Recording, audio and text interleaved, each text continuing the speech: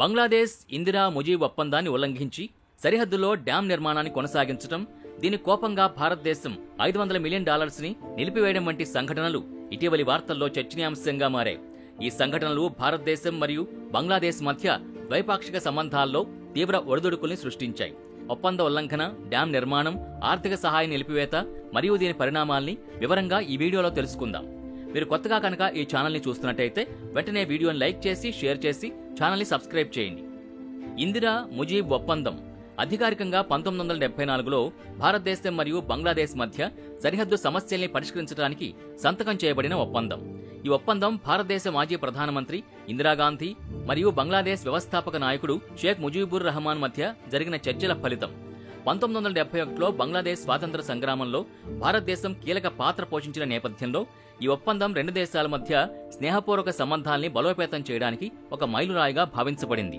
ఈ ఒప్పందం ప్రకారం సరిహద్దు వద్ద జీరో లైన్ నుంచి 150 గజాల దూరంలో ఎటువంటి నిర్మాణ పనులు చేపట్టకూడదని నిర్ణయించబడింది. ఈ నిబంధన రెండు దేశాల మధ్య సరిహద్దు వివాదాల్ని నివారించడానికి మరియు శాంతియుత సహజీవనాన్ని ప్రోత్సహించడానికి ఉద్దేశించబడింది. అయితే ఇటీవల బంగ్లాదేశ్ ఈ నిబంధనను ఉల్లంఘించినట్టు ఆరోపణలు ఎదుర్కొంది. 2025 ఏప్రిల్లో వచ్చిన వార్తల ప్రకారం బంగ్లాదేశ్ తాత్కాలిక ప్రభుత్వం మహమ్మద్ యూనస్ నేతృత్వంలో త్రిపుర సరిహద్దులోని ముహూరీ నది సమీపంలో ఒక డ్యాం నిర్మాణాన్ని ప్రారంభించింది. ఈ డ్యాం జీరో లైన్ నుంచి కేవలం 50 గజాల దూరంలో నిర్మించబడుతోందని, ఇది ఇందిరా ముజీబ్ ఒప్పందాన్ని స్పష్టంగా ఉల్లంఘిస్తుందని భారతదేశం ఆరోపించింది. ఈ చర్య భారతదేశంలో, ముఖ్యంగా త్రిపుర రాష్ట్రంలో తీవ్ర ఆందోళనలు రేకెత్తించింది. ఎందుకంటే ఈ డ్యాం స్థానిక భద్రత మరియు పర్యావరణ సమతుల్యతపై ప్రభావం చూపొచ్చు.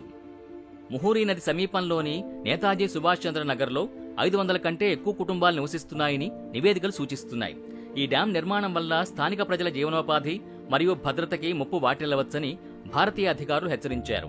ఈ చర్యను భారతదేశం తీవ్రంగా పరిగణించింది. ఎందుకంటే ఇది ద్వైపాక్షిక ఒప్పందాల్ని ఉల్లంఘించడమే కాకుండా సరిహద్దు ప్రాంతంలో ఉద్రిక్తతల్ని పెంచే అవకాశం ఉంది. డ్యాం నిర్మాణం మరియు ఒప్పంద ఉల్లంఘనకు ప్రతిస్పందనగా భారతదేశం బంగ్లాదేశ్కు అందించాల్సిన $500 మిలియన్ ఆర్థిక సహాయాన్ని నిలిపేసినట్టు సమాచారం. ఈ ఆర్థిక సహాయం బంగ్లాదేశ్ యొక్క అభివృద్ధి ప్రాజెక్టుల కోసం ఉద్దేశించబడింది. ఇందులో మౌలిక సదుపాయాలు, విద్య మరియు ఆరోగ్య సంబంధిత కార్యక్రమాలున్నాయి. ఈ నిర్ణయం బంగ్లాదేశ్ యొక్క ఆర్థిక స్థితిపై గణనీయమైన ప్రభావం చూపొచ్చు. ఎందుకంటే దేశం ఇప్పటికే ఆర్థిక సంక్షోభంతో సతమతమవుతోంది. ఈ చర్య భారతదేశం యొక్క అసంతృప్తిని స్పష్టంగా తెలియజేస్తుంది మరియు బంగ్లాదేశ్ ఒప్పందాన్ని గౌరవించమని ఒత్తిడి చేయడానికి ఒక వ్యూహంగా భావించబడుతుంది. అయితే ఈ నిర్ణయం రెండు దేశాల మధ్య ఇప్పటికే దెబ్బతిన్న సంబంధాల్ని మరింత దిగజార్చవచ్చని విశ్లేషకులు హెచ్చరిస్తున్నారు. బంగ్లాదేశ్లో షేక్ హసీనా ప్రభుత్వం 2024లో కూలిపోయిన తర్వాత మహమ్మద్ యూనస్ నేతృత్వంలోని తాత్కాలిక ప్రభుత్వం అధికారంలోకి వచ్చింది. యూనస్ ప్రభుత్వం భారతదేశంతో సంబంధాల్లో పలు వివాదాస్పద నిర్ణయాలు తీసుకుంది. ఇందులో డ్యాం నిర్మాణం, చైనాతో సన్నిహిత సంబంధాలు పెంచడం మరియు షేక్ ముజీబుర్ రెహమాన్ యొక్క జ్ఞాపకాలు తొలగించడం వంటి ఉన్నాయి. షేక్ హసీనా భారతదేశంతో సన్నిహిత సంబంధాలు కొనసాగించినప్పటికీ యూనస్ నాయకత్వంలో బంగ్లాదేశ్ భారతదేశ వ్యతిరేక వైఖరిని ప్రదర్శించినట్టు ఆరోపణలున్నాయి. ఉదాహరణకు బంగ్లాదేశ్ చైనాతో తీస్తా నది ప్రాజెక్టులో భాగస్వామ్యం కోసం చర్చలు జరుపుతోంది. ఇది భారతదేశంలోని పశ్చిమ బెంగాల్ రాష్ట్రంలో ఆందోళనలు రేకెత్తించింది. ఈ వివాదంలో చైనా యొక్క పాత్ర కూడా ఒక ముఖ్యమైన అంశం.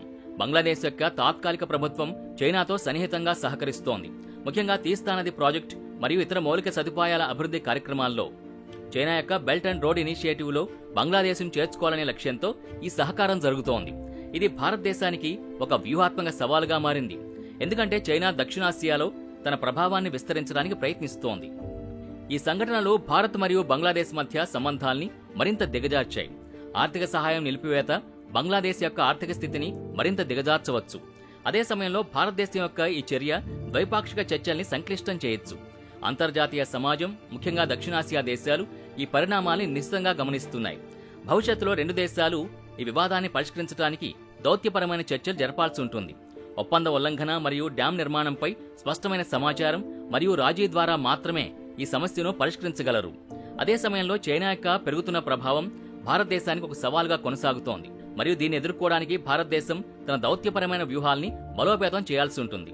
ఇందిరా ముజీబ్ ఒప్పంద ఉల్లంఘన, డ్యాం నిర్మాణం మరియు $500 మిలియన్ ఆర్థిక సహాయం నిలిపివేత వంటి సంఘటనలు భారతదేశం మరియు బంగ్లాదేశ్ మధ్య సంబంధాల్లో ఒక కీలకమైన మలుపును సూచిస్తాయి.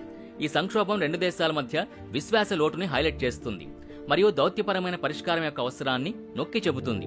రాబోయే రోజుల్లో ఈ సమస్యల్ని ఎలా నిర్వహిస్తారనేది దక్షిణాసియా ప్రాంతంలో శాంతి మరియు స్థిరత్వానికి కీలకం కానుంది.